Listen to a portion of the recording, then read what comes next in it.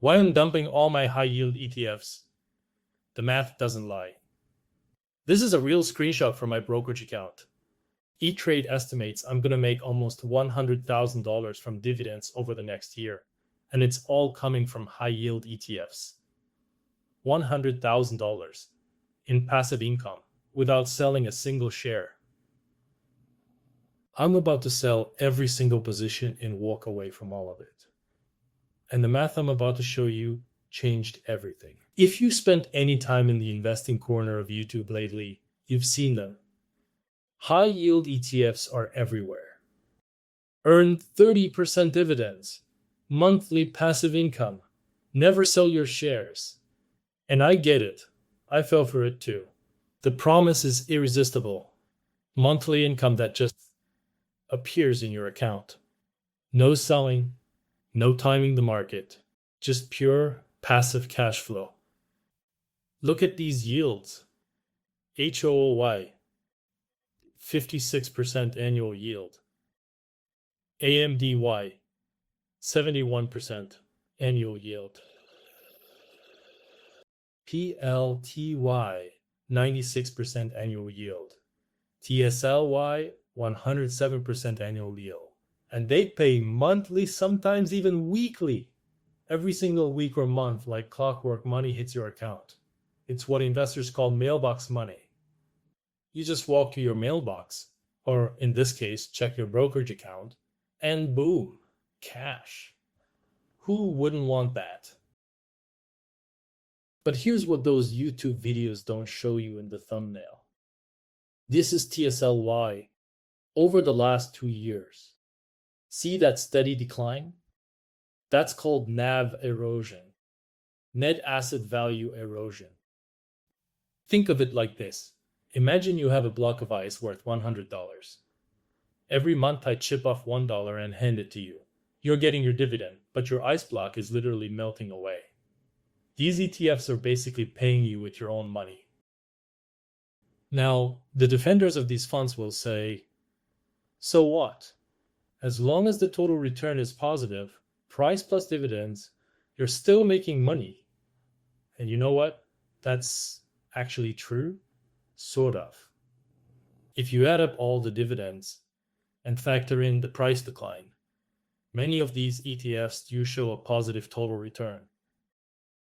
But that's where everyone stops looking. And that's the mistake. So I built this tool to really understand what's going on. Let me show you what it does. In the first column, we have a list of various high-yield ETFs. This is just a random sampling, but it's representative of this category of investment vehicles. Next, we have 3-month, 6-month, and 12-month return analytics. These are broken down into how much the fund returned based on the price alone, how much it paid in dividends, and the total return, meaning the price return plus the dividend return. First, let's look at AMDY. Here's the price return. That's negative 27% over the past year. Ouch. But add in the dividends, and boom, positive 17% total return. Not bad, right? The dividend defenders would say, see, it works. Let's try QQQI. Price return 7%. Not particularly impressive. Total return with dividends, positive 20%. Pretty good. Now TSLY, this one's interesting. Massive dividends. But look at that price decay. Still, total return is positive. So far, these funds are doing exactly what they promise. They're generating income, and even with the price decay, you're coming out ahead. But here's the question that nobody's asking. What if you just bought stocks instead of these ETFs? This is where things get really interesting. Let's add a few more columns to our analytics tool. Each of these ETFs often trades financial instruments related to a single other stock or another ETF. We'll call this other instrument the underlying. For example, the underlying for TSLY is TSLA, Tesla stock. AMDY is based on AMD stock. And so on.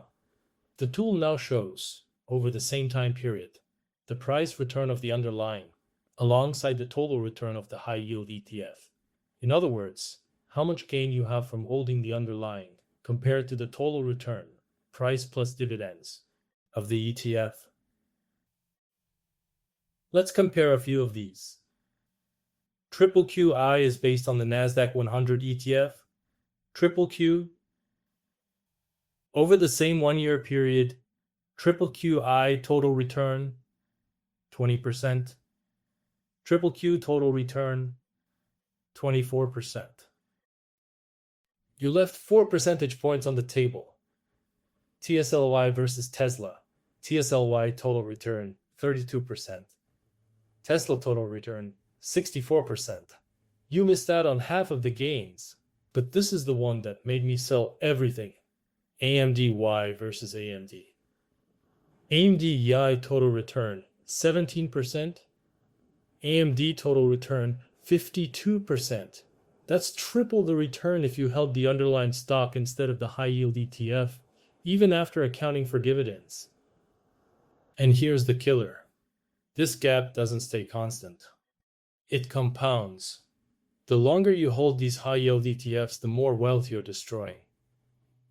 After 10 years, the difference isn't just significant. It's life-changing money you've missed out on. So why does this happen? It's all about how these ETFs generate that income. They use something called a covered call strategy. Here's how it works in simple terms. The fund buys 100 shares of Tesla at $200. They sell someone the right to buy those shares at $210. They collect a premium, let's say $5 per share. If Tesla stays below $250, they keep the shares in the $5. That's your dividend. But if Tesla rockets to $250, they have to sell at $210. All that upside? Gone. Think about that for a second. These funds are literally betting against their own holdings going up too much. In a bull market, that's insane. You're capping your gains to get income. That's just your own money being handed back to you. Now I know what you're thinking, but I need the income. I can't just hold growth stocks. I need cash flow every month. Fair enough. But what if I told you there's a better way? What if instead of buying QQQIM, you bought QQQ and just sold a few shares each month? But that's eating into my principal. Is it though? Is it really? Think about this. If you sold enough QQQ shares each month to match QQQI's exact dividend payment, what would happen? You'd still have more money, a lot more money, and I'm going to prove it. So that's it. I'm selling everything, every single high yield ETF today, because these ETFs aren't generating income. They're destroying wealth. But in my next video, I'm going to blow your mind.